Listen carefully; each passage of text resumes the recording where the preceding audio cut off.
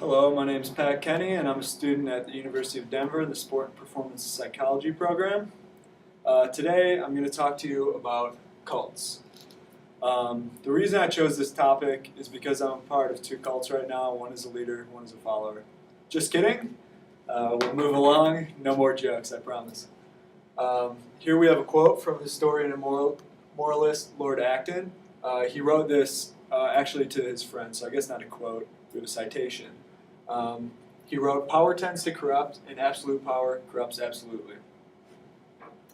That quote actually plays a large role in, explaining the way cults develop and why they are so attractive to some groups of people. First, before we start talking about cults, we're going to need to, establish what they are and what they aren't. So we have a working definition.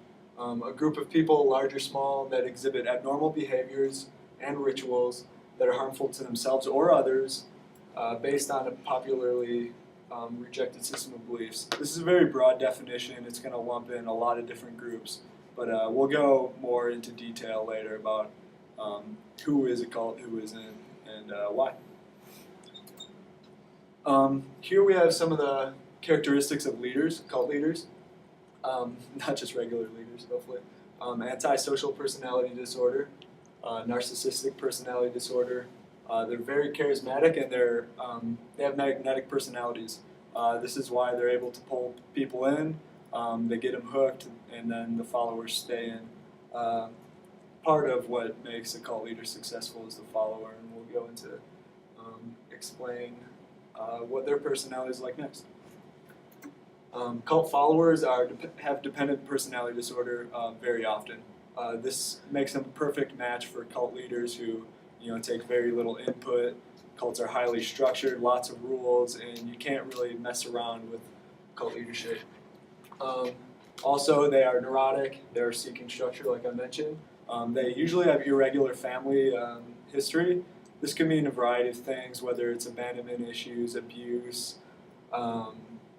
Often there's absent members of the family, people in and out of the house. It's just usually cult members or followers do not have just your typical run-of-the-mill family history.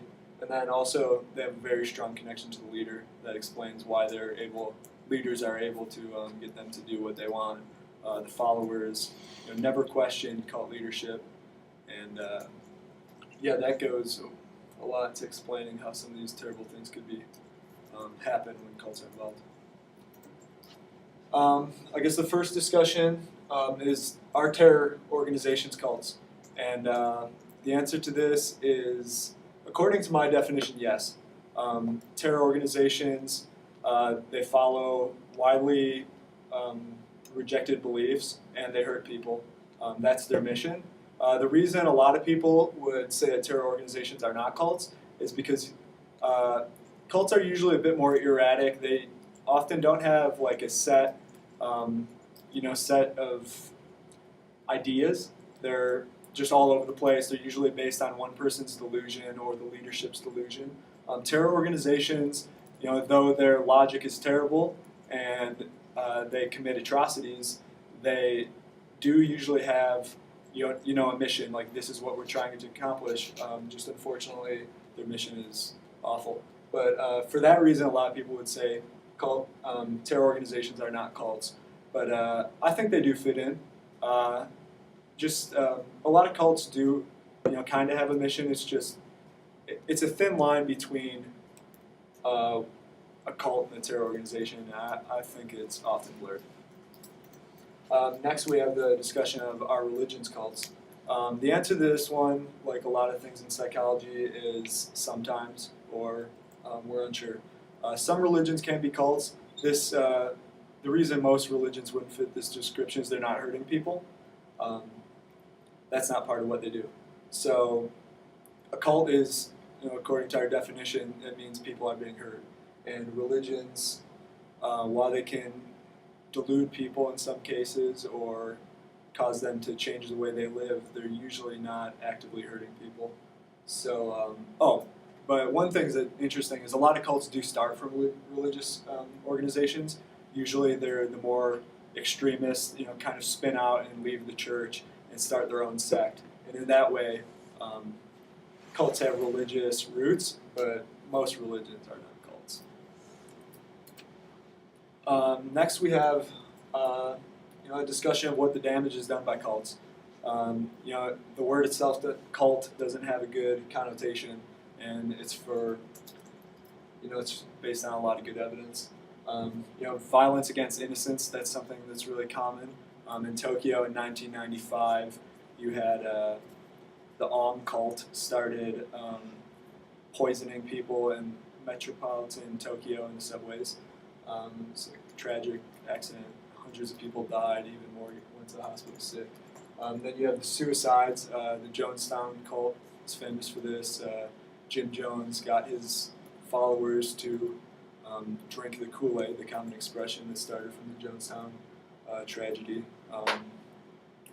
And next you have drug abuse. This is something prevalent in a lot of cults, especially in teen cults that are popping up, and a lot of those cults are vampire cults.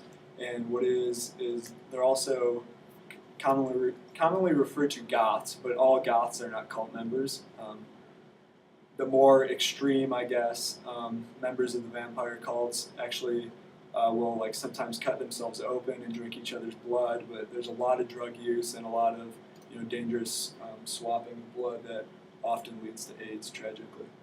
Then there's a lot of financial damage done by cults. People buy into something, and when the leadership tells them, well, let's invest your money in it as well, usually they're not hesitant to do so. So, people throw their money into the cult leader's plan. Next, you have the breakdown of familial bonds. In my opinion, this is one of the most tragic results of cult membership. A lot of cults will actually encourage their members to have children so they could raise cult babies or people born into the cult. Not that they don't have to join, they're just in it from birth. But usually after they have these kids, the family bond's broken down. A lot of times the child is removed from the family, or the family is isolated from each other. The reason this happens is families don't really fit cult ideals.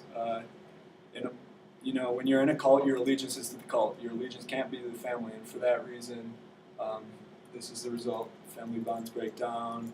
There's also a lot of really disgusting abuse issues with children in cults. And then the last one here is sacrifice of personality or loss of creativity. When you join a cult, you're no longer an individual. You are a member. You take on the cult personality and sacrifice your own. New ideas are not a big thing in cults.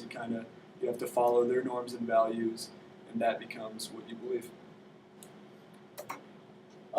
So finally, I don't want to talk about cults because this is something I'm particularly interested in. I think it's something we could actually learn from. I think the lesson is twofold. The first is the detrimental power of leadership. Leaders must be people of sound moral judgment. When they're not, terrible things could happen. And then the second must be learned by the followers. Creativity and the ability to think rationally should never be compromised. Whether it's business, athletic team, or a group of like-minded individuals, a devil's advocate should always be considered a close friend. And the staple to the formation of cults is a voluntary breakdown of two-way communication. Members agree that their opinions are worthless, and they take upon the cult leader's personality. So when this occurs, all kinds of atrocities can happen. In conclusion, hopefully Lord Acton was wrong. Hopefully this is a world where competent individuals can be granted power and restrain themselves from abusing it. If he's right, and absolute power will corrupt absolutely, then absolute obedience to power is an absolute blunder.